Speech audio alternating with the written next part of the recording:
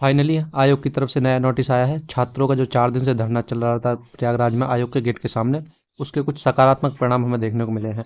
आयोग ने अभी हाल ही में नोटिस जारी किया है और उसमें कहा है कि जो 2024 की जो पीसीएस की प्रारंभिक परीक्षा थी, वो 2 दिवस में कराए जाने का निर्णय लिया गया था, जिसका छात्र विरोध कर रहे थे क्योंकि 2 दिन के कारण उसमें नॉर्मलाइजेशन जैसी समस्या देखने को मिल रही थी। लेकिन अब जो परीक्षा होगी वो 1 दिन में होगी, यानी 1 डे 1 शिफ्ट एग्जाम अब पीसीएस का कराया जाएगा, जो कि 7 और 8 दिसंबर को प्रस्तावित थी।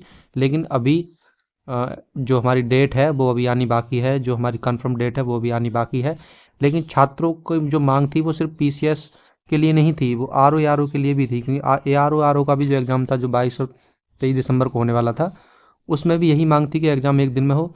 उसके लिए भी आयोग ने एक नया नोटिस जारी किया है, जिसमें कहा है कि जो सहायक समीक्षा अधिकारी की जो प्रारंभिक परीक्षा 2023 के संबंध में अभ्यर्थियों की जो संख्या है, 10,76,000 जो संख्या है, उसके चयन प्रक्रिया को पारदर्शिता बनाने के लिए सारे तथ्यों को जो समेकित अनुसंधान एवं विश्लेषण करने हेतु आयोग द्वारा समिति का गठन किया गया है।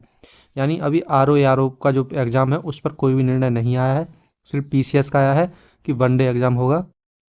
आर ओ का अभी कोई भी नोटिस नहीं है। तो आर ओ के लिए कमेटी का गठन कर दिया गया है। तो जो कमेटी अपनी विस्तृत रिपोर्ट जब जारी करेगी तब उस पर निर्णय लिया जाएगा।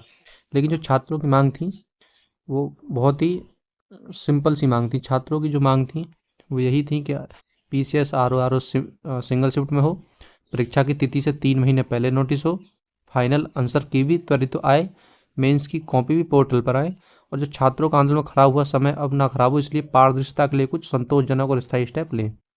तो और लेकिन जो आयोग का बयान है, तो आयोग का जो बयान है, आयोग ने उसमें कहा है कि जो पीसीएस की प्रारंभिक परीक्षा है वो 1 शिफ्ट में होगी।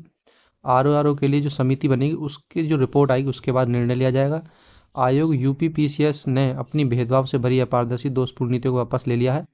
आयोग जल्द ही नई तारीख को घोषणा करेगा, जो भी नई तारीख है उनकी जल्दी घोषणा करेगा ऑफिशियल नोटिस के थ्रू।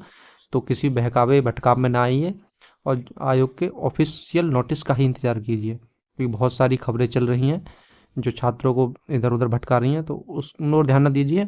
और अब साथ के साथ अपनी पढ़ाई भी करते रहिए, इधर उधर के अफवाहों से बचते हुए। और अपने साथियों का, अगर आप प्रयागराज नहीं जा पाए हैं तो ऑनलाइन ही उनका सपोर्ट कीजिए।